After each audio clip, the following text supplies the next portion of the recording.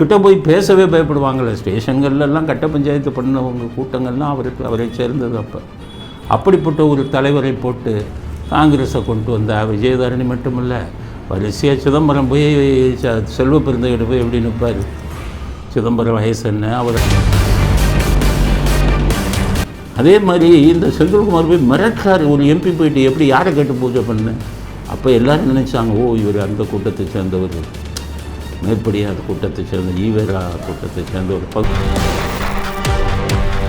Edappadi mega கூட்டணி அமைக்கணும்னு சொல்லும்போது சும்மா சொல்கிறார், இவருக்கு எது கூட்டணி கிடைக்கும்னா பக்கா மெகா கூட்டணி க்ளீனாக எவ்வளவு ராஜதந்திரத்தோடு அமைச்சிருக்காருன்னா நம்பவே முடியலை.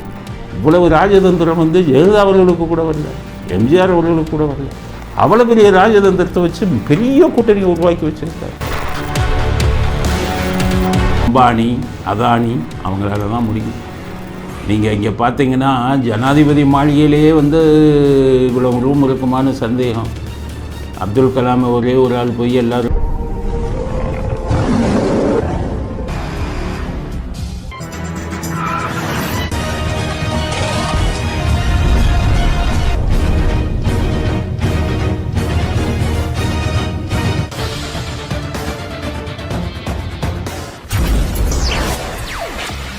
வணக்கம்.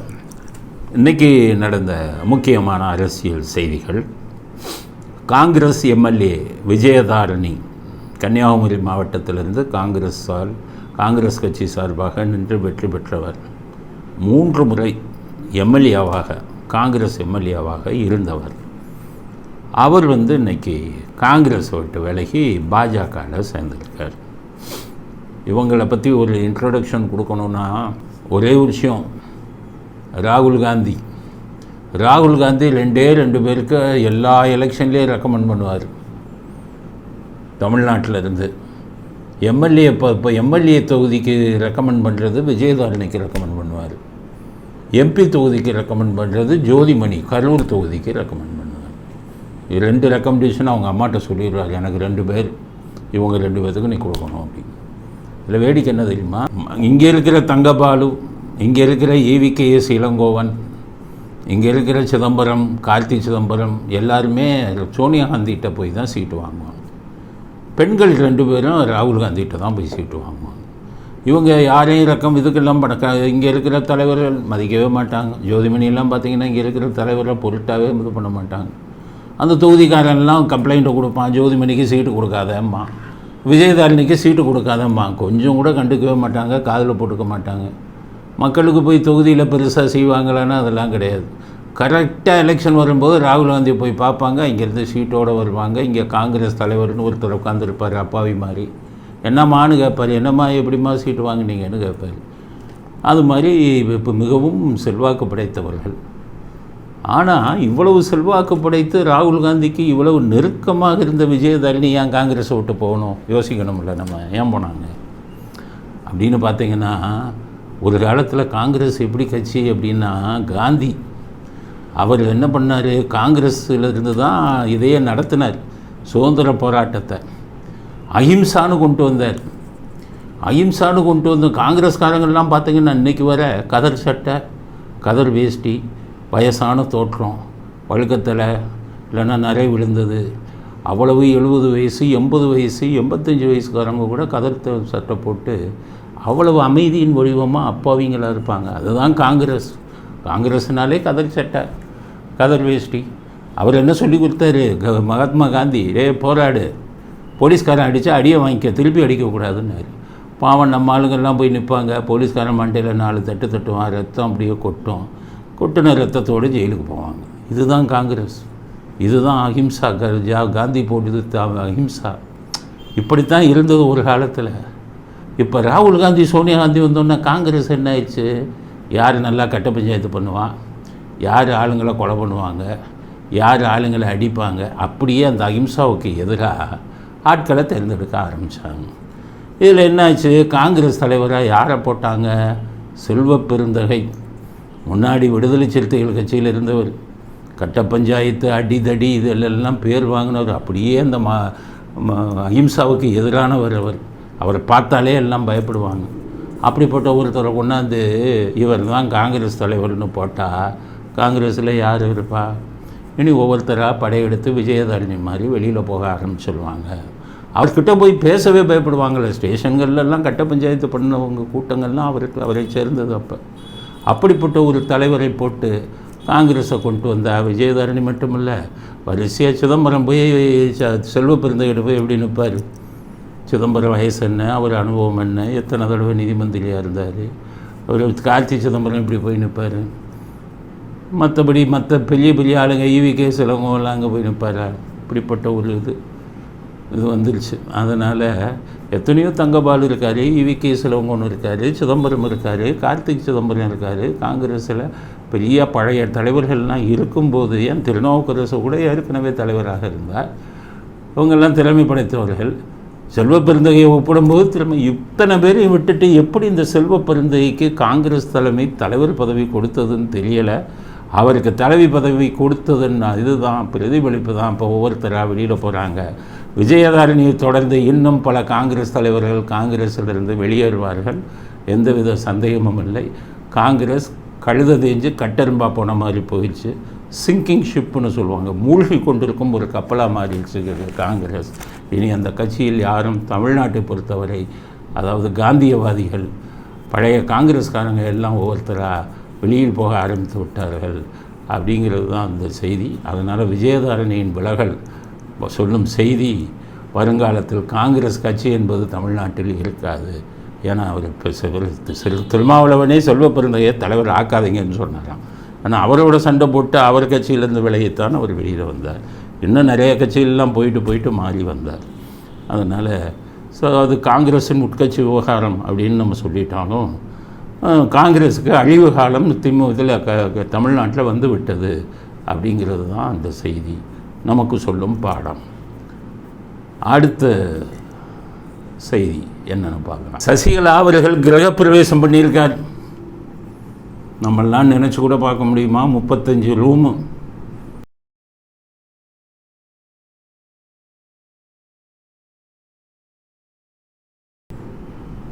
அந்த அம்பானி அதானி அவங்களால தான் முடியும். நீங்கள் இங்கே பார்த்தீங்கன்னா ஜனாதிபதி மாளிகையிலேயே இவ்வளோ ரூம் இருக்குமான்னு சந்தேகம். அப்துல் கலாம் ஒரே ஒரு ஆள் போய் எல்லாருமே பூட்டி வச்சுட்டு ஒரு ரூமில் இருந்தார். மீதி ரூமுக்கெல்லாம் எங்கே தேவை? மீதி ரூமுக்கு அது மாதிரி 35 அறைகள் கொண்ட பிரம்மாண்டமான பங்களாவை கட்டி இருக்கிறார் சசிகலா. ஏற்கனவே சொன்னோம். எங்கே கட்டியிருக்காரு? போயஸ் கார்டன். போயஸ் கார்டன்னா என்ன அர்த்தம்? அங்கே என்ன விலை? ஒரு கிரவுண்டு 10-15 கோடி. எத்தனை கிரவுண்டில் கட்டியிருக்காரு? 15 கிரவுண்டில் கட்டியிருக்காரு. ஒரு தனி மனிதருக்கு. அவருக்கு திருமணம் கணவர் இறந்து விட்டார், குழந்தைகள் இல்லை, அவங்க ஒரு ஆள் தான். கூட அவங்க மைத்துணி ஒருத்தவங்க இருக்காங்க, இளவரசி. 2 பேர்த்துக்காகவும் 15 கிரவுண்டில் வீடு. அம்பானிக்கு கூட அவ்வளவு இத்தனை கிரவுண்டில் வீடு இருக்குமான்னு சொல்ல முடியாது. அது எங்கே கட்டியிருக்காங்க? ஜெயலலிதா வீட்டுக்கு முன்னாடியே கட்டினாங்க. ஜெயலலிதா வீடு 10 கிரவுண்டு, இது 15 கிரவுண்டு. ஜெயலலிதா அவர்கள் வீட்டுக்கு போயஸ் கார்டனுக்கு எதிர்க்கையே போட்டு கட்டினாங்க.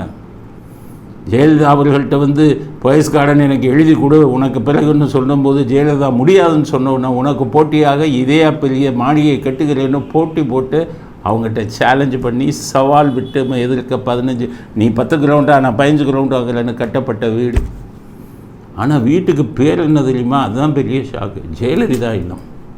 யாரோட சண்டை போட்டாங்களோ, யார்கிட்ட சவால் விட்டாங்களோ, யார்கிட்ட போட்டு இங்கே கட்டினாங்களோ அந்த வீட்டுக்கு பேரே ஜெயலலிதா இல்லம்மா. ஆனால் பேசும்போது பார்த்திங்கன்னா அம்மா இன்னும் நம்முடன் இருக்கிறார், அம்மா அவர்கள் கொண்டு வந்த லட்சியத்தை நம்ம காப்பாற்றணும் அப்படின்னு மூச்சுக்கு மூச்சு அம்மாம்பாங்க. ஆனால் பேர் வைக்கும்போது மட்டும் அம்மா இல்லம்னு வைக்கலாமே, அதை மட்டும் ஜெயலலிதா இல்லம்மா. மரியாதை இல்லாமல் யாருமே ஜெயலலிதான்னு சொல்ல மாட்டாங்க, கட்சியை சேர்ந்தவர்கள் இவங்கெல்லாம். ஆனால் பேர் மட்டும் அதில் ஏன்னா ஜெயலலிதா அவர்கள் அவர் வீட்டுக்கு வச்சதே அவர் பேரில் வைக்கலை, வேதா இல்லம்னு அவங்க அம்மா பேரை வச்சார். இவங்களுக்கு எவ்வளோ பாசம் பாருங்கள். ஜெயலலிதா மேடமில் எவ்வளோ பாசம் இருந்தால் அவர் பேர்லேயே அந்த வீடை யாரோட போட்டு சவால் விட்டாங்களோ அவங்க பேரையே வச்சுட்டாங்க, ஜெயலலிதா இல்லம் அப்படின்னு. அதனால் இன்றைக்கி போய் இந்த கிரகப்பிரவேசம் இதெல்லாம் அன்றைக்கி ஜெயலலிதா அவர்கள் பிறந்த நாளில் தான் அதை பண்ண வேண்டாங்க. எவ்வளோ பாசம் பார்த்தீங்களா ஜெயலலிதா அவர்கள் மேலே.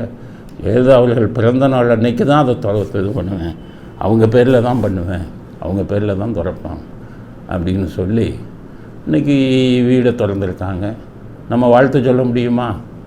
வாழ்த்து சொன்னால் அதை விட துரோகம் என்ன இருக்க போகுது? ஜெயலலிதா மேடத்துக்கு துரோகம் அதை விட என்ன இருக்க போகுது?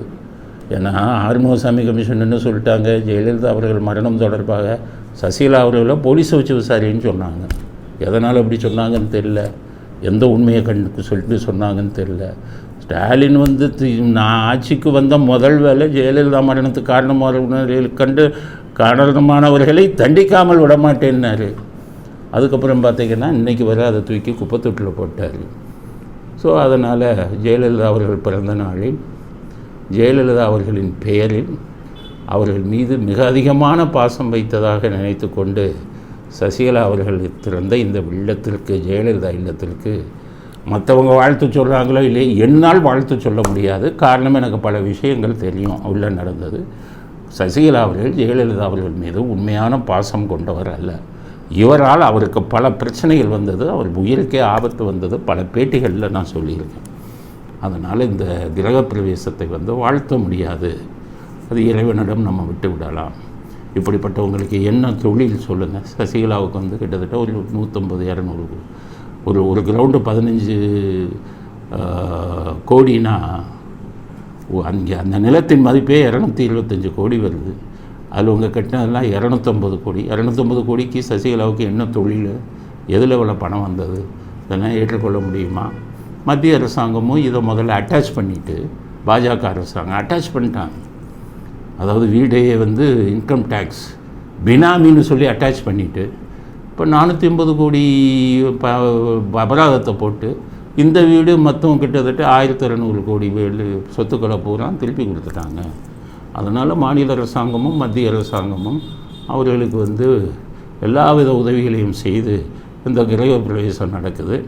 கிரகப்பிரவேசம், அந்த கிரகப்பிரவேசத்துக்கு நம்மால் வாழ்த்து சொல்ல முடியாது அப்படிங்கிற செய்தியை மட்டும் நான் பதிவு செய்ய விரும்புகிறேன். பல விஷயங்களே பேச முடியாது, அதனால் அவருக்கு வாழ்த்து சொல்ல எங்களால் இயலாது அப்படிங்கிற செய்தியை மட்டும் நான் பதிவு செய்ய விரும்புகிறேன். அதுக்கடுத்தது திருமாவளவன் போராட்டம் பண்ணுறார். எதுக்கு போராட்டம் பண்ணுறாரு? பட்டியலினத்து மக்களுடைய இதை எதுக்காச்சும் உரிமைக்காக போராடுறாரா? அதுதான் எப்போவுமே கிடையாது. பட்டியலினத்து மக்களுக்காக ஆரம்பிக்கப்பட்ட கட்சி, அவ்வளோதான். பட்டியலினத்து மக்கள் உரிமைக்காக எல்லாம் இப்போ போராடுறது கிடையாது. வாக்கு இயந்திரத்தை உபயோகிக்கக்கூடாதான் அப்படின்னு ஒரு போராட்டம். நான் ஏற்கனவே சொன்னேன், அது 6 மாதத்துக்கு முன்னாடி பண்ணியிருக்கணும். வாக்கு இயந்திரம் முறாங்கி ரெடியாக வச்சுட்டான். இன்னொரு 10-15 நாளில் வந்து எலெக்ஷனாக அது அறிவிப்பு வரப்போகுது, தேர்தல் அறிவிப்பு வரப்போகுது. இந்த டைமில் போய் நீங்கள் வாக்கு இயந்திரத்துக்கு போராட்டம் பண்ணாலே எலெக்ஷன் கமிஷனால் இயந்திரத்தை மாற்றி ஓட்டு சீட்டெல்லாம் அடிக்க முடியாது, கால அவகாசம் இல்லை. அப்போது ஒரு பொலிட்டிக்கல் ஸ்டண்ட்டு, தேர்தல் ஸ்டண்ட்டு அப்படின்னு போய் ஒரு போராட்டம் பண்ணி வாக்கு இயந்திரத்தை நிறுத்தணுங்கிற. ஆனால் இன்னொன்று முக்கியமான விஷயம் என்ன சொல்கிறாருன்னா, வாக்கு இயந்திரத்தை மாற்றலைன்னா தேர்தலை புறக்கணிப்போம். அதுதான் பெரிய ஜோக். தேர்தலை புறக்கணிப்போங்கிறாரு திருமாவளவன். புறக்கணிக்க முடியுமா? எப்படி முடியும்? சமீபத்தில் தான் மார்ட்டின் உங்கள் மருமகனை கட்சியில் சேர்த்துருக்கீங்க. செய்தி என்ன வந்திருக்கு? உங்கள் மாநாடுக்கு 50 கோடி, அவருக்கு ஒரு சீட்டு, அதில் அவரை நிறுத்தணும், அதுக்கு 50 கோடி, இவ்வளவும் பேரை நடந்ததாக செய்தி வந்திருக்கு. அங்கே 50 கோடியை வாங்கிட்டு இங்கே தேர்தல் எப்படி நீங்கள் புறக்கணிப்பீங்க? வாக்கு இயந்திரத்தில் வந்து பெரிய தப்பு நடக்குதுன்னு சொல்கிறீங்களே, வாக்கு இயந்திரத்தில் தப்பு நடந்தால் போன எம்பி தேர்தலில் 39 தொகுதியில் உங்கள் கட்சி கூட்டணி எப்படி 38 தொகுதி ஜெயிச்சது? அப்போ வாக்கு இயந்திரத்தில் பண்ணியிருந்தால் நீங்கள் ஜெயிச்சிருக்கவே முடியாத. நீங்கள் சிதம்பரத்தில் 5000 ஓட்டில் ஜெயிச்சிங்களே, அதை கூட பண்ணியிருக்க முடியாத? வாக்கு இயந்திரத்தில் வந்து மோசடி நடந்தால். அதனால் தேர்தலை புறக்கணிப்போம் அப்படிங்கிறது திருமாவளவன் சொல்லும் அப்பட்டமான பொய். அவர்கள் தேர்தலில் புறக்கணிக்க எப்படி புறக்கணிப்பார்? இந்த எலெக்ஷனுக்கு 2 சீட்டு, எத்தனை கோடி ஸ்டாலின்கிட்டருந்து வருமே. 5 வருஷத்துக்கு ஒரு தடவை தானே இந்த வருமானம் வரும். இப்போ போய் தேர்தலை புறக்கணிச்சு அந்த வருமானம் பூரா போயிடும்ல. அதனால் அப்பட்டமான பொய்யை சொல்லி கொண்டிருக்கிறார் திருமாவளவன். அவர் எந்த நேரத்திலையும் தேர்தலை புறக்கணிக்க மாட்டார். திமுகவின் கூட்டணி கட்சிகளுக்கெல்லாம் 5 வருடத்துக்கு ஒரு தரம் நடக்கும் அறுவடை இந்த தேர்தல். இதில் தான் பல கோடிகள் சம்பாதிச்சு வச்ச ஸ்டாலின் சம்பாதிச்சு வச்ச கோடிகள்லாம் அவர்களுக்கு கிடைக்கும். அதனால் மக்களை ஏமாற்றுகிறார் திருமாவளவன் அப்படிங்கிற கருத்தையும் பதிவு செய்ய விரும்புகிறேன். அடுத்து திருமாவளவன், அவர் சும்மா இருக்க மாட்டேங்கிறார். இந்த திராவிட இயக்கத்தில் இருக்கிறவங்களே திராவிடத்தை பற்றி பேசுகிறத நிறுத்திட்டாங்க. ஆனால் திருமாவளவன் திராவிடத்தை பற்றி பேசுகிறத விடவே மாட்டேங்கிறாரு. பெரியார், இது பெரியார் மண்ணுங்கிறாரு. இந்த பக்கம் பார்த்தீங்கன்னா திராவிடம்ங்கிற வார்த்தையை முத சொன்னவர் அயோத்திதாசனா. திராவிடத்தை பற்றி விரிவாக பேசுகிறார். இந்த வீடியோ பாருங்கள், பயங்கரமாக பேசுகிறார். பண்டிதர் அயோத்திதாசர் தான் முதலில் திராவிடர் என்கிற சொல்லை பயன்படுத்துகிறார். அல்லது தமிழர் என்று உங்களை பதிவு செய்து கொள்ளுங்கள் என்று சொல்லுகிறார். அதற்கு காரணம் ஆரிய எதிர்ப்பு தான், பார்ப்பனிய எதிர்ப்பு தான், சனாதன எதிர்ப்பு தான். அதுதான் அடிப்படை. பகுத்தறிவு பகலவன் தந்தை பெரியார் தோன்றுவதற்கு முன்பே இந்த மண்ணில் திராவிடர் கழகம் என்கிற பெயரிலேயே ரெவரண்ட் ஜான் ரத்னம் ஒரு இயக்கத்தை உருவாக்கி நடத்தினார். அவருக்கு முன்னால் 50-60 ஆண்டுகளுக்கு முன்னாலேயே திராவிடர் கழகம் என்கிற பெயரிலேயே ஒரு இயக்கம் இந்த மண்ணில் இருந்தது என்பதை நீங்கள் நினைவில் இருத்திக் கொள்ள வேண்டும். அவ்வளவு திராவிடத்தின் மேல் அக்கறை இருந்தால் திருமாவளவன் ஏன் தனி கட்சி ஆரம்பிக்கணும்? பேசாமல் கட்சியை இணைத்து திமுகவுடன் இணைத்து திராவிடத்தில் ஐக்கியமாகி போயிட வேண்டியதானே. திராவிடத்தை எவ்வளோ நாளைக்கு பேசுவீங்க? திருமாவளவன் தான் கேட்குறேன்.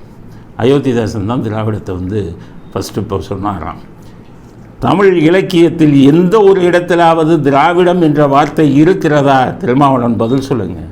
திராவிடம் என்பது ஒரு பூகோளத்தின் பெயர். இந்தியாவின் தென் இந்தியாவில் என்று சொல்லப்படும் தென் பகுதியில் இருக்கக்கூடிய இடங்களுக்கு பேர் தான் திராவிடம். அந்த திராவிடர்கள் அப்படிங்கிறதுக்கு எந்த சரித்திர சான்றிதழும் இல்லை. திராவிடத்துக்குத்தான் சான்று உண்டு. அதனால தான் ஜனகணமனத்தில் கூட திராவிட உச்சல வங்கான்னு வரும். திராவிடங்கிறது எங்குமே இல்லை, ஊரை ஏமாத்துகிற வேலை. திராவிடம் அப்படிங்கிறது இல்லை. சரி, திராவிடம்ங்கிறது தான் இருக்குது, திராவிடர்கள் இல்லை. உங்கள் ஈவேரா தான் திராவிடம்னு சொல்லிக்கிட்டு இருந்தார். நான் ஏற்கனவே சொன்னேன், தென் மாநிலங்களில் இருந்த ஒருத்தம் கூட உங்களை திராவிடன்னு ஏற்றுக்கலை. தென் மாநிலங்களில் இருக்கிறவங்க யாருமே தன்னை திராவிடன் என்று சொன்னதும் இல்லை. நீங்கள் சொல்லக்கூடிய திராவிடம் என்பது உண்மையானால், திராவிடர்கள் என்று சொல்வது உண்மையானால், திராவிடர் நாடுகளில் மாநிலங்களில் ஒன்றான கர்நாடகா, திராவிட மாநிலத்தில் ஒன்றான தமிழ்நாடுக்கு ஏன் காவிரி நிதி நீரை கொடுக்க மாட்டேன்னு தயார் பண்ணுறான்? எல்லாம் திராவிடர்கள் தானே. நீங்கள் சொன்னதுபடி நீங்கள் சொல்லக்கூடிய திராவிடருங்கிற உணர்வு கேரளாவில் இருக்கிறவங்களுக்கு அதிகம் இருந்தால் முல்லை பெரியார் அணையில் யார் இவ்வளவு பிரச்சனை பண்ணுவாங்களா? அதனால் திராவிடர்களுங்க உணர்வு யாருக்குமே இல்லைங்கிறது தானே என்னுடைய இது.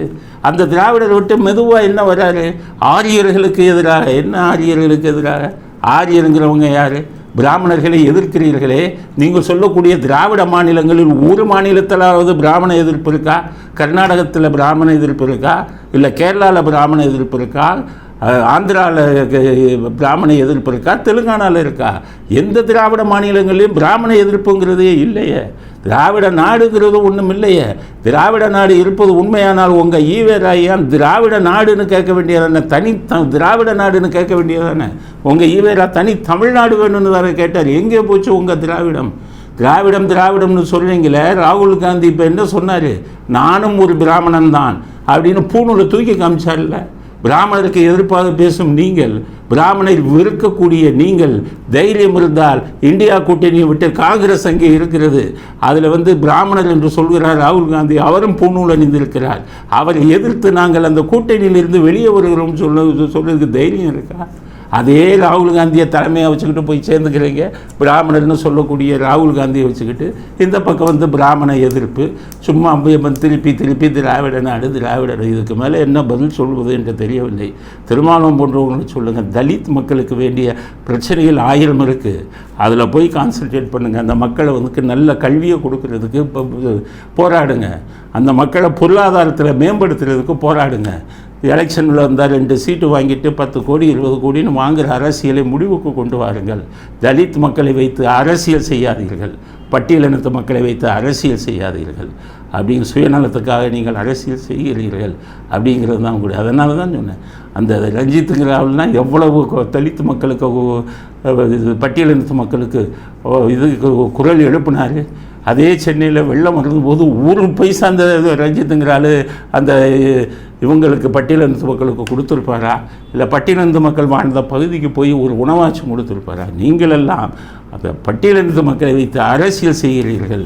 அவர்கள் மீது உண்மையான பாசம் என்பது உங்களுக்கு கிடையாது அப்படிங்கிற கருத்தை நான் பதிவு செய்ய விரும்புகிறேன். அடுத்தது ஸ்டாலின் அவர்கள். அவர் உளறல் இல்லாமல் பேசவே முடியாது. இன்றைக்கி உளறி இருக்கார். என்னென்னா, கடல் நீரை குடிநீராக்க 100 கோடி ரூபா செலவு பண்ணி நெம்மேலிங்கிற இடத்துல திட்டம் துவக்கியிருக்காராம். கடல் நீரை குடிநீராக்க யாரை ஏமாத்துறீங்க? கடல் நீரை குடிநீராக்கி எத்தனை பேருக்கு நீங்கள் தண்ணி கொடுத்துருக்கீங்க தமிழ்நாட்டில் இல்லை சென்னையில்? 100 கோடி திட்டத்துனா இந்த 100 கோடியில் எத்தனை கோடி சுவாக ஆக போகுதுன்னு தெரியலையே. அதிலேயே அவர் பேசும்போது என்ன சொல்கிறாரு? கடுமையான நிதி நெருக்கடியிலும் நாங்கள் இந்த திட்டத்தை அமுல்படுத்துகிறோம்னு சொல்லியிருக்காரு. கடுமையான நிதி நெருக்கத்தில் இதை மட்டுமா நிதி நெருக்கடியில் அமுல்படுத்துகிறீங்க? இதை மட்டுமா பண்ணுறீங்க? கடுமையான நிதி நெருக்கடியில் உங்கள் லட்சக்கணக்கான கோடியை கடன் வாங்கி உங்கள் அப்பாவுக்கு 39 கோடியில் சமாதி கட்டுறீங்க கடுமையான நிதி நெருக்கடியில். அதையும் சொல்லுங்கள். வெறும் நெமேல் திட்டத்தை மட்டும் சொன்னீங்கன்னா அப்படி? கடுமையான நிதி நெருக்கடியில் கடன் வாங்கி உங்கள் அப்பாவுக்கு 80 கோடியில் கடலில் செலவைக்கிறீங்க. அதையும் சொல்லுங்கள். கடுமையான நிதி நெருக்கடியில் உங்கள் அப்பா பேரை வச்சு ஊருக்கு நூலகம், ஊருக்கு பஸ் ஸ்டாண்டு திறந்துக்கிட்டு இருக்கீங்க. அதையும் சொல்லுங்கள். கடன் வாங்கி கல்யாணம்னு பழமொழி சொல்லுவாங்க. ஆனால் கடன் வாங்கியே உங்கள் அப்பாவுக்கு கட்டடம் கட்டுற ஒரே முதல்வர் உலகத்திலேயே நீங்கள் தான் அப்படிங்கிறதையும் மக்களுக்கு சொல்லுங்கள் அப்படிங்கிற கருத்தையும் பதிவு செய்ய விரும்புகிறோம். அடுத்தது, தருமபுரியில் ஒரு திமுக எம்பி இருக்கார். அவர் பேர் செந்தில்குமார். எல்லாருக்கும் நல்லா தெரியும். இவர் எப்படின்னா ரெட்டை வேடதாரி. இவர் எம்பி. அவர் தொகுதியில் ஏதோ ஒரு கட்டடம் கட்ட போகிறாங்க, பூமி பூஜை பண்ண போகிறாங்க. எம்பிக்கும் அதுக்கு சம்மந்தம் இல்லை. பூமி பூஜை யார் போடுவா? பிடபிள்யூடியில் போடுறாங்கன்னா, பப்ளிக் வெல்ஃபேர் பொதுப்பணித்துறையில் போடனா அந்த மந்திரி 30% கமிஷன் வாங்கிட்டு அந்த கட்டடத்தை கட்டுவாங்க. கட்டடத்தை கட்டும்போது மந்திரி என்ன சொல்லுவார்? பூமி பூஜை பண்ணுங்கப்பா. எப்போவுமே புது கட்டிடம் கட்டினா பூமி பூஜைன்னு பண்ணுவாங்க. அது இஸ்லாமியர்கள் கூட பண்ணுவாங்க, கிறிஸ்தவர்கள் கூட பண்ணுவாங்க. ஏதோ ஒரு பூமி பூஜை. அந்த பூமி பூஜையை பண்ணுறாங்க. இந்த தருமபுரி எம்பி செந்தில்குமார் போய் எப்போ யாரை கேட்டு பண்ண பூமி பூஜை? அது பகுத்தறிமா உங்களுக்கு? அது யாரை கேட்டு பண்ண நீ? கிறிஸ்டினை கூப்பிட்டையா? முஸ்லீமை கூப்பிட்டையா? தீக்காக்காரனை கூப்பிட்டையான்னு கேட்குறாரு. எந்த இதில் மற்ற மதம்லாம் எங்கே? கிறிஸ்டின் எங்கே? முஸ்லீம் எங்கே? திராவிட கழகத்தை இவங்க சேர்ந்தவங்க எங்கே? மதம் இல்லாதவங்க எங்கே? யார் அந்த ஆஃபீஸருங்களை? அவங்க என்ன பதில் சொல்கிறது? யாருக்கு பயப்படுறது? எம்எல்ஏக்கு பயப்படணும், மந்திரிக்கு பயப்படணும். இந்த அரசு அதிகாரிகள், இந்த கார்பரேஷனு, பிடபிள்யூடி, ரெவன்யூலெல்லாம் அதிகாரிகள், அரசாங்க வேலையில் படுக்கிற அதிகாரிகள் படுற பாடு எவனுக்கு பயப்படுறது? எல்லா கவுன்சிலருக்கும் பயப்படணும்.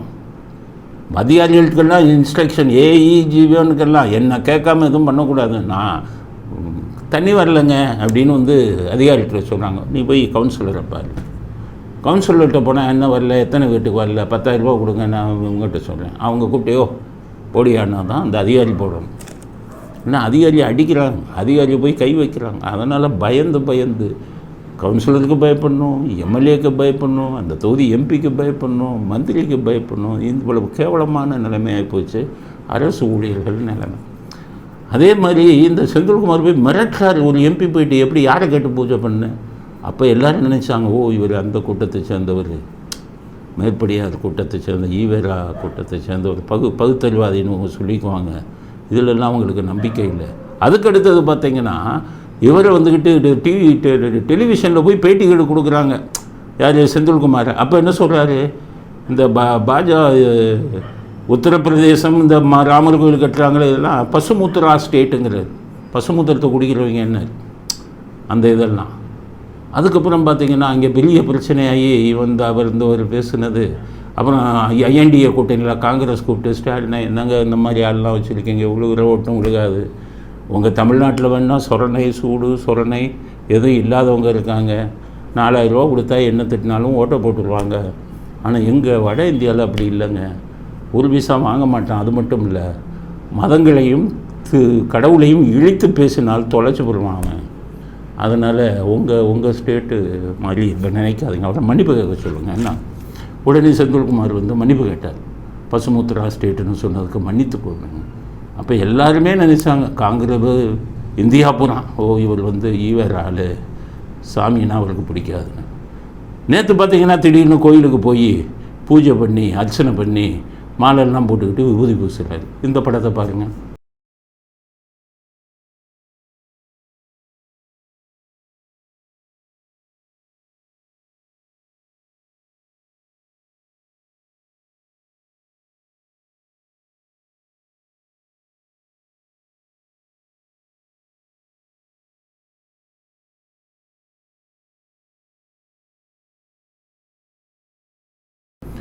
இதில் நான் சொல்ல வர விஷயம் என்னென்னா, இந்த கூட்டம் எப்படி தமிழ்நாட்டை இத்தனை ஆண்டுகளாக ஏமாற்றி கொண்டிருக்கிறதுன்னு பாருங்கள். எல்லா பயிலும் சாமி கும்பிட்றாங்க.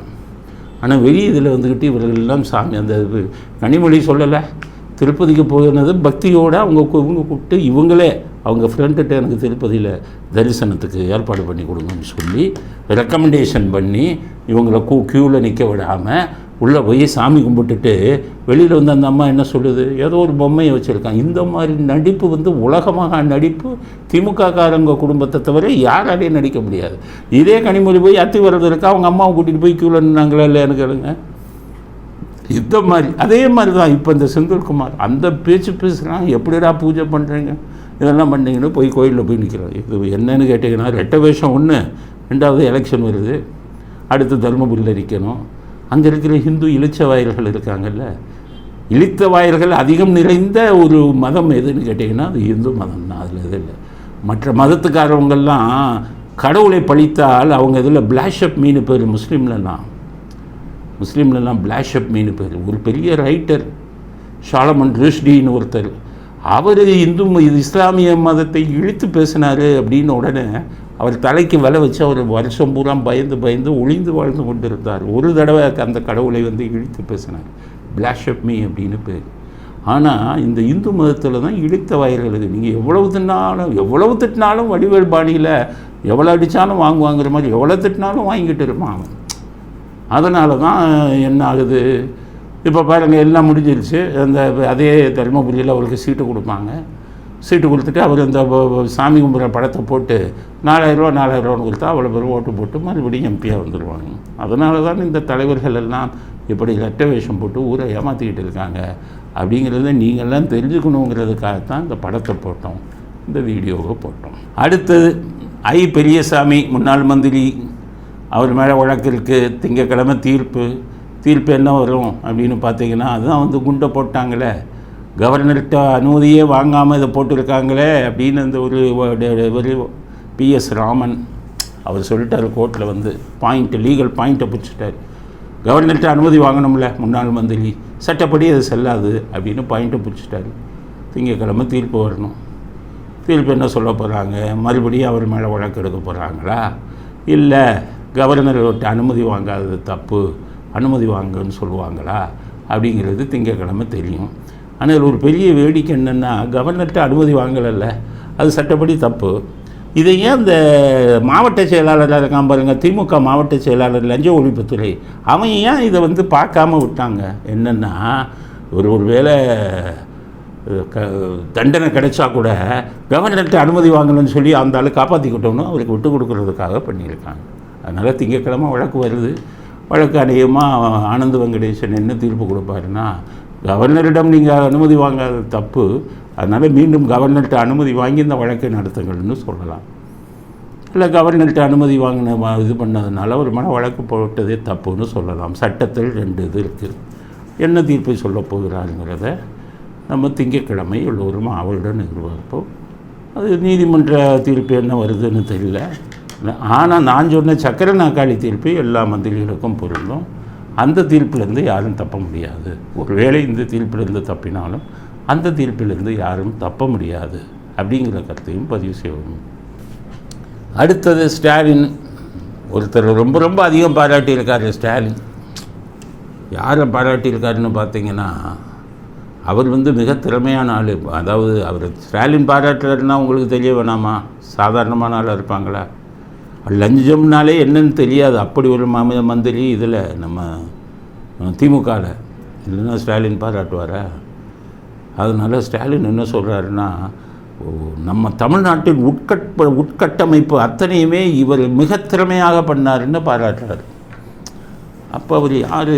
தமிழ்நாட்டு உட்கட்டமைப்பையே நல்லா பண்ணியிருக்காருன்னு ஸ்டாலினே பாராட்டுறாருன்னா யாருன்னு சொன்னால், ஸ்டாலினே சொல்கிறார், நான் சொல்வது யாருன்னு தெரியுதா, அவர் தான் KN நேரு அப்படின்னு சொல்கிறார்.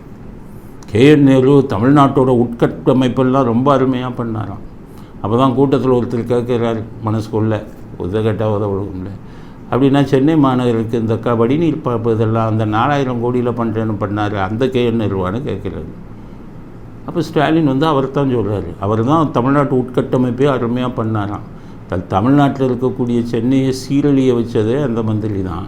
தமிழ்நாட்டு வடிகால் பணிகளுக்கு 4000 கோடி கொடுத்ததை மொங்காம் போட்டு 98% வந்து முடிச்சிட்டோன்னு சொல்லிவிட்டு கடைசி சென்னை பூரா வெள்ளத்தில் முழுகணுன்னு 48% தான் முடித்தோன்னு பல்ட்டி அடித்தவர் அவர் தான். அவரை போய் ஸ்டாலின் பாராட்டுறாருன்னா என்ன? ஸ்டாலின் மறைமுகமாகவும் சொல்கிறார், இதை நீரின்றி அமையாத உலகமாக. நீரோட முக்கியத்துவத்தை வந்து யாரும் மறுக்க முடியாது. அதுதான் சென்னை மக்கள் தான் அனுபவிச்சானே. நீரின்றி அமையாத உலகங்கிறத தெரிஞ்சுக்கிட்டான். நீரின்றி அமையாது சென்னை அப்படிங்கிறத நம்ம தமிழ்நாட்டுக்கு உணர்த்தினதே அந்த நேரு அவர்கள் தானே.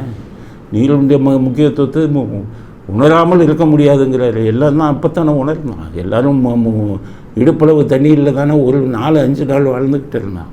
அப்படிப்பட்ட இதில் ஊழல் பண்ணி கொள்ளையடித்த ஒரு மந்திரியை ஸ்டாலின் வாய் நிறைய பாராட்டுகிறாருன்னா அப்போ க்ளீனாக 4000 கோடியில் 40% ஸ்டாலின் குடும்பத்துக்கு கமிஷன் போயிடுச்சுன்னு அர்த்தம். இல்லைன்னா அவர் மந்திரிகளை சாதாரணமாக ஸ்டாலின் பாராட்ட மாட்டார்.